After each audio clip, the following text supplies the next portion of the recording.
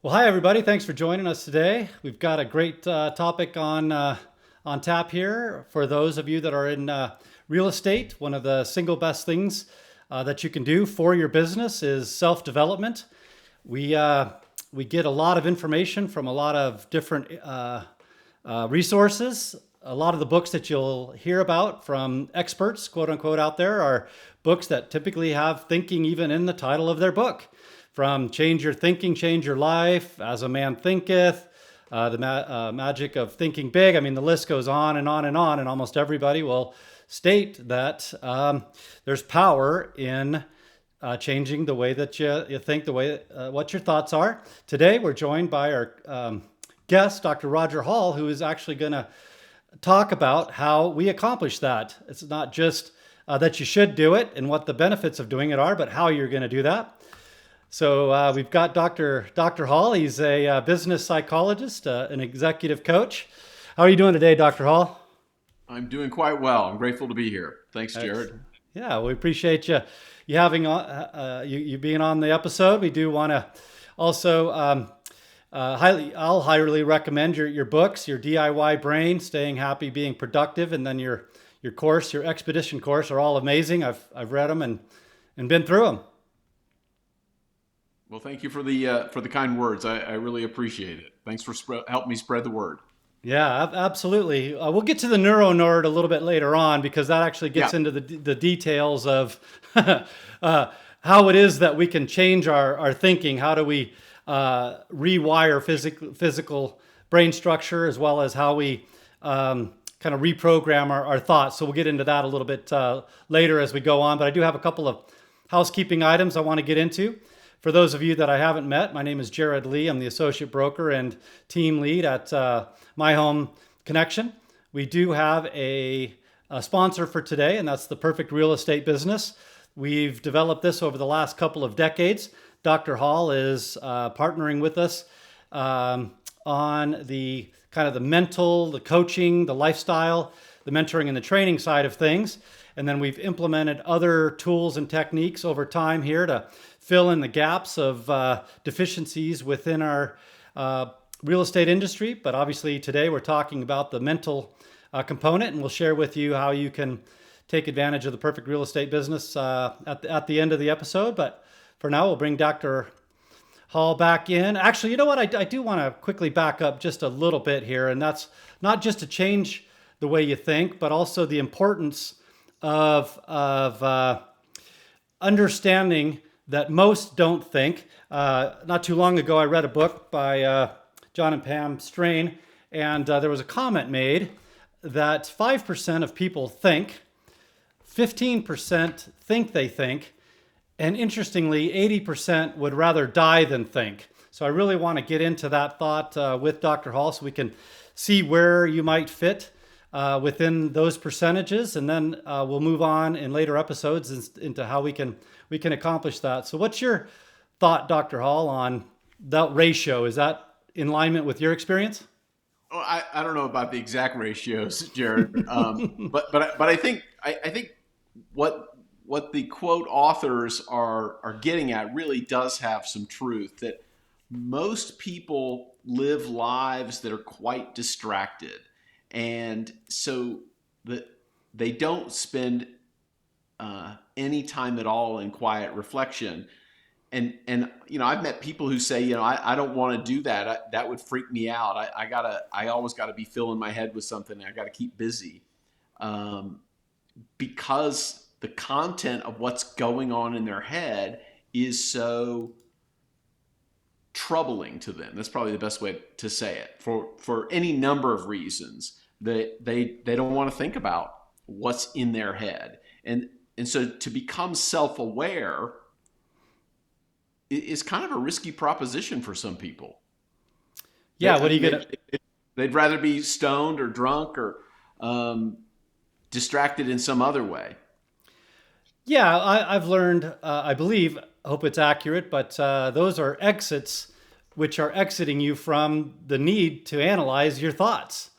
I don't want to deal with my wife or my peers or my coworkers or my health I just want to escape. So is that sex? Is that drugs? Is that alcohol? Is it, too much athletic activity? Whatever it is, you know, it's an escape.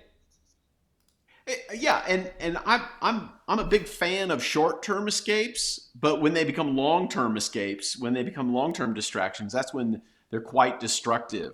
One of my favorite stories is about Duff McKagan, and Duff is the bassist for Guns N' Roses. And if you know anything about their history, early on they were pretty much all in the bottle and pretty much addicted to 18 different kinds of substances, and Duff kind of ran his whole life through that grid. Well, at some point he kind of woke up and said, I need to do something more. And he went back to school. Here's a guy who's worth gajillions going back to school, and he decided he needed to really look into that. He's now a financial planner for other rock and rollers. He's still a bass player. He still plays for Guns N' Roses. Wow. He actually I just read an article. He actually just got picked up by AC/DC to fill in for their bassist on their next tour. But he's also a financial planner for rock and rollers, because most of them don't know anything about it. And he spends time reading ancient literature, ancient philosophical traditions, in order to become more self-aware. He's a published author. He's got a couple books, which are very readable. So you can change from that "I'd rather die than think" into that self-awareness, and then you can change yourself. You can expand your capacity, not just a rock and roller. Actually, he prefers to be called a punk rocker. That's really his tradition. But not just that, but able to add so much more to it because he spent the time in quiet reflection, got himself clean and sober. It's a wonderful story. Yeah, what a plot twist in your life, right? Who'd have thought that he would go there? But I think it's speaks volumes about a guy that says, I've kind of hit the pinnacle of my career, and I am going to dig into how I think and what is that doing for me, in my life. And when I first read those percentages, I was taken aback a little bit. I thought, one, the biggest shocker was 80% would rather die than think. And to your point, there's just a lot of crap to think about potentially in your head. Do I want to rub those scabs on my wounds and revisit, things that are holding me back, that are destructive behaviors because I have poor thoughts that translate to poor emotions? I mean, we'll get into all this stuff in later episodes, I'm sure, but I can see why that comment is there. Then you've got another chunk of society that says, I think, but they think, and they're really not thinking. They believe that they're analyzing life and monitoring what's going on, and they're really not. Yeah, so I would say the difference between those two groups, those who think they're thinking and those who actually do, I think the difference there is humility.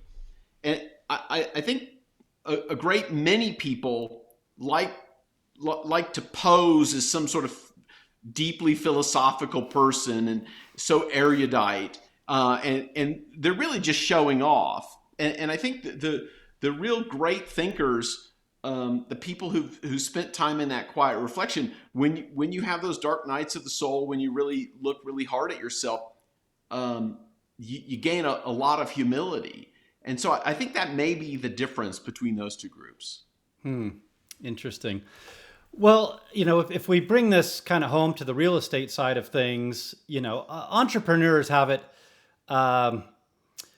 tough in the fact that they're, chief cook and bottle washer. I mean, they're jack of all trades, doing a number of different things in themselves. So there's importance in understanding, what you're good at, what you're not good at, how you're responding to your clients, people in your life. But now you've got your clients that are doing one of the most anxiety-ridden things that they'll probably ever do in their life, in buying, a property to the tune of hundreds of thousands of dollars. And if you don't understand how you think, and you're just responding to things that come up, your anxiety goes up, your frustration elevates, and you're unable to understand how your client's thinking. It puts you in a very kind of lose-lose situation because it can begin to spiral very quickly. Do you see that in a lot of other industries as well? In almost every industry, the ability to accurately guess what another person is thinking and then accurately guess the consequent emotions to those thoughts is an advanced skill, and lots of people just don't have it. People who are great at sales have it, and they've honed that skill from childhood. They've learned how to read other people and accurately guess. And I use that language very decidedly. Accurately guess. Nobody has mind reading ability. We're guessing and making probabilistic guesses on how people are doing. So yeah, absolutely in real estate, but every other business that requires interaction with people, you absolutely have to have that as a skill.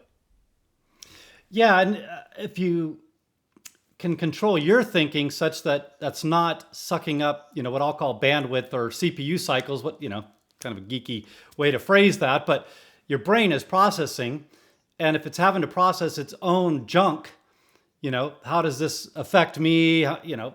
From any myriad of questions that real estate agents have, how much time have I, spent with these folks? And, I won't get into all the details, but there's a lot to analyze that you could look inward, and then that's going to disable or impact negatively your ability to help them process what they're going through. Yeah, I mean, you first have to be able to monitor your own thoughts and emotions. Then you need to be able to manage your own thoughts and emotions. And then after that, once you take yourself, once you take into account your own interaction to your own thoughts and emotions into that interaction with the other person, then you can monitor other people's thoughts and emotions. That's empathy. And then you can manage other people's thoughts and emotions, which is influence. Mm-hmm. Mm-hmm. And so, yeah, you have to be self-possessed enough to move all of your own stuff out of the way, or at least know what you're bringing to the table that will help or harm that relationship. And if you're dealing with people in essentially a high-risk situation, which a large purchase is a high-risk situation, then monitoring and managing their emotions is an important part of making that decision successful. Yeah, and what I wanted to do today was just to help folks, one, understand the importance, right? We've got all these books that say it is super important to manage your thoughts, and it is. I think nobody would disagree with that, but very seldom have I seen that in application or in execution. How do you actually do those things? I mean, it sounds good, but it's difficult to do. I've never heard you say it's easy, but we'll talk in later episodes about what you can do. But today I wanted folks to see what category they're in, because it's going to determine how to move forward. If you are a person that would rather die than think, we got some work to do. Right. Frank, my guess, Jared, is people who would rather die than think have already tuned out. They're not even watching this anymore. They're going, well said. This is too deep for me. I don't want any of this. And they're down at the bar. Yeah. Well said. So let's give the next 15%, which is the people that think they think. I think you've called the process of thinking about your thinking metacognition, if I remember correctly. Yeah. I mean, in my business, we call it metacognition. So cognition is thinking. Meta is above. So it's the overarching thinking about your thinking. The ancient religious traditions in the East called it the third eye. Okay. That it was the ability to look at yourself, which makes that band have kind of a different context to their name. Yeah. So how would the people that are pretty confident they're in the 15%, most I'm sure are thinking they're in the five, but I'll beg to differ on that. But The other 20% all think they're in the five. It's a matter. I mean, it's a matter of practice and rehearsal. It, you know, are you doing it? That's the real question. Are you putting the reps in? Are you putting the time in? yeah. So let's assume that you're either in the 15% and you now have an awareness that you're going to move into the 5%, or maybe you're in the 5%, rightfully so. You have an itch. You want something more. Maybe that's it. You have the desire for something more. Yeah, okay. And I'll back up on that a little bit because in my couple of decades having a real estate license and being an entrepreneur, um, if you fail, you have to figure out why you failed. Quit sooner than later. If you're a high performance person, yes. Lots of people, if they fail, they blame the economy, they blame the weather, they blame God. They come up with 18 other reasons external to themselves about why they failed, all of which may have had a factor in it, but the only factor that you control is yourself. So focusing on your contribution is the first place for anyone who's going to be a high performance individual. Yeah, now that's an inward locus of control where you're saying, this is what happened. I'm going to own what is mine. I can't control what I can't control, but it's not helpful. I can't ignore it necessarily. I have to make sure that external factors are taken into consideration what I'm doing, right? But Yeah. I'll give you an insight I had. Years ago, I read Think and Grow Rich by Napoleon Hill. It's not my favorite book. But while I was reading it, and he's writing during the Great Depression, and he said that people figured out how to make money in the Great Depression. And it was a light bulb moment for me because so many people view the Great Depression as, it was so bad, nobody could be successful. Everybody's in soup lines, everybody's chewing on shoe leather to make ends meet. But what he talks about is that there were people who figured out how to make money in that time. There were people who became millionaires during the Great Depression, which back then was really a big deal. And it caused me to think that no matter what happens with the economy, which is an external activity, there are always people who can figure it out.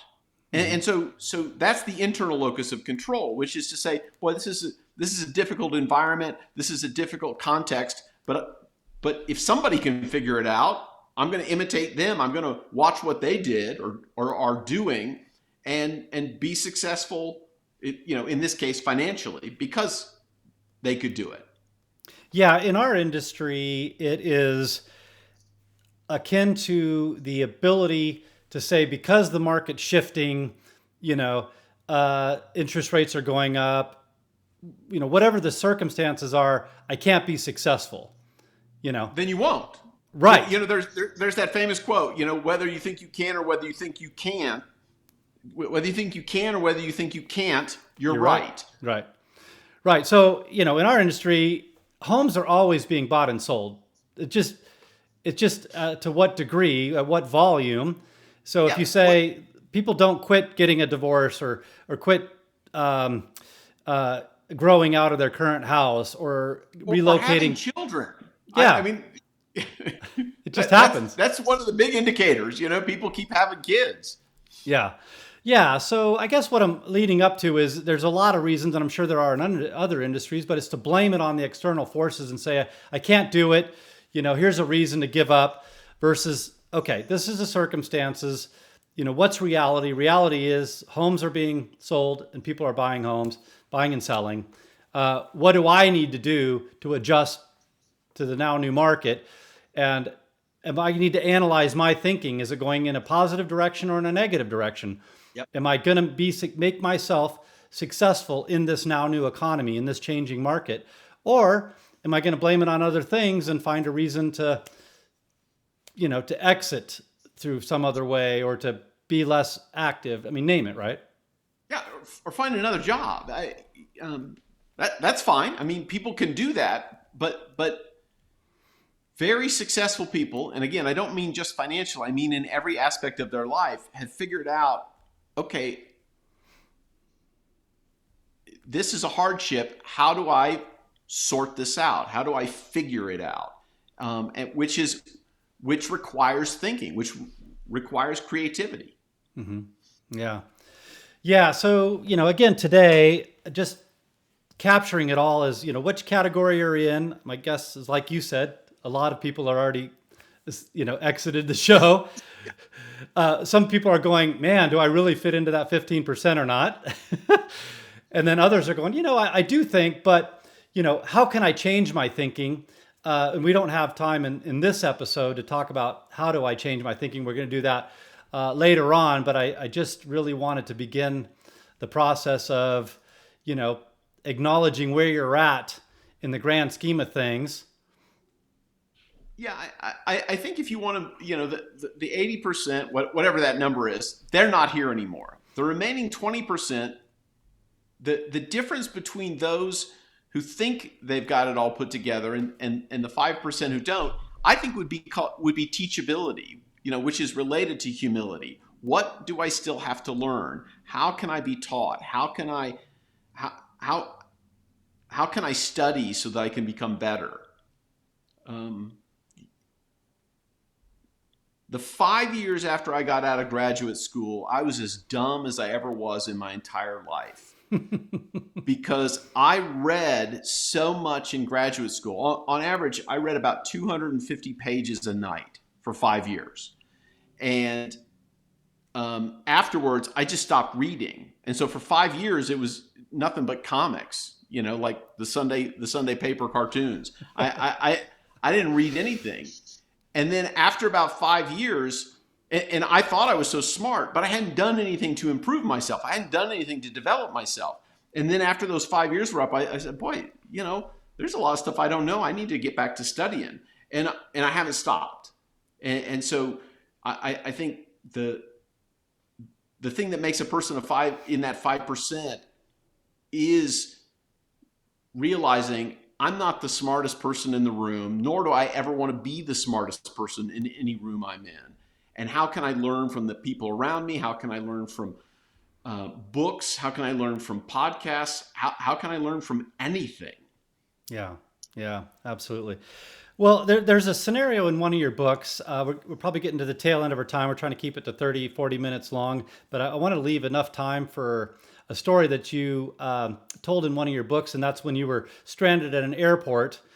And what transpired during that whole process. And I want to preface your story with, in our business, if you don't keep your head in the game, you're not going to make it. I mean, you have to analyze again, do you have an internal locus of control or an external? Are you going to blame it on everybody else? Are you going to come up with all kinds of excuses or what have you?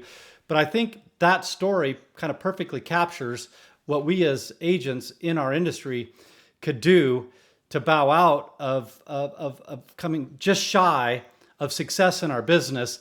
So if you'll share that story with us, I think that'd be beneficial. Well, I've got I got many stories about airports. I spend a lot of time in airports, and my occupational hazard is I think God put everybody on this earth for my entertainment, and airports are full of people who are very entertaining to me. But I think the story you're talking about, I was in Chicago O'Hare, which is my least favorite airport on the planet, and this is before smartphones. So I had I think I had a flip phone at that time, and I'm there waiting for my flight to go from Chicago to Grand Rapids. It's about a 3-hour drive, maybe a 4-hour drive from Chicago to Grand Rapids. And it's about 6:37 at night. It's in February, so it's dark. And I'm looking out the window, and I realize that one of the most important things necessary for my flight to Chicago is missing, which is there's no plane at the gate. And, we didn't have the advantage of all these apps that track flights and connections and and you had a paper ticket. That was all the information you got.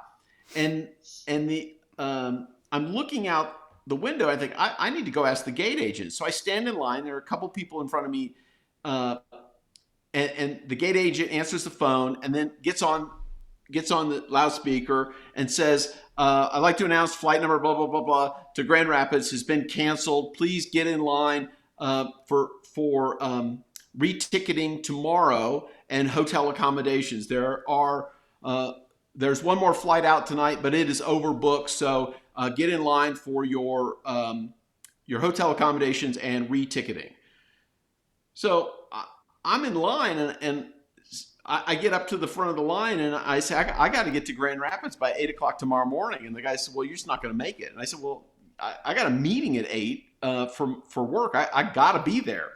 And he says, "Well, I really recommend that you just get, we'll give you a hotel voucher, and we'll get you there sometime tomorrow." And I said, "Well, put me on standby." And he said, "Well, you're ninth for standby on that flight." I said, "Go ahead, put me on." And he goes, "You're never getting on." And I said, well, "Okay."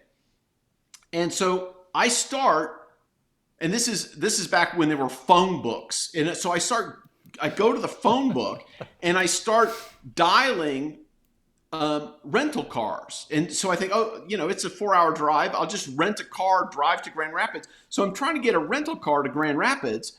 And I go, Hertz, nothing available. Avis, nothing available. And I don't mean just at the airport. I mean in the town of Chicago. Nothing was available. And I'm going, pay less. And I eventually get to I call Rent-A-Wreck. Nothing is available for me to get to Grand Rapids. And I'm starting to get a little desperate. Then I realize, okay, I don't really need a fancy car. So I start calling truck rentals. So I'm trying to get a panel van. I have this image that I'm going to be renting a U-Haul, and there'll be a polka band in the back, and we're going to try to get to Grand Rapids. And so I'm going through this, and over people, the whole plane, everybody in the plane, they've got their hotel accommodations, they've gotten reticketed for the next day, and I'm still trying to get out of the airport. And finally I start to get really, I think I'm about to call a limo service. There are 8 of us. I'm ninth for standby. Why don't we all rent a limo to get to Grand Rapids? We'll split the cost. It'll work. So I'm about to do that. I get back in line, and I'm going to ask one last time, is there any way I'm going to get on this flight? Well, the guy who's reticketed everybody leaves. A new gate agent comes out, and I say, I got to get to Grand Rapids tomorrow morning.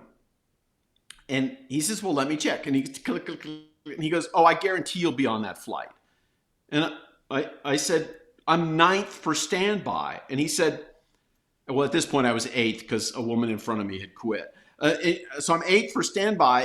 And he goes, I guarantee you'll be on. I said, why is that? And he says, well, we've got 3 connecting flights, all of which are late. There are 24 passengers on those flights who are going to miss this flight.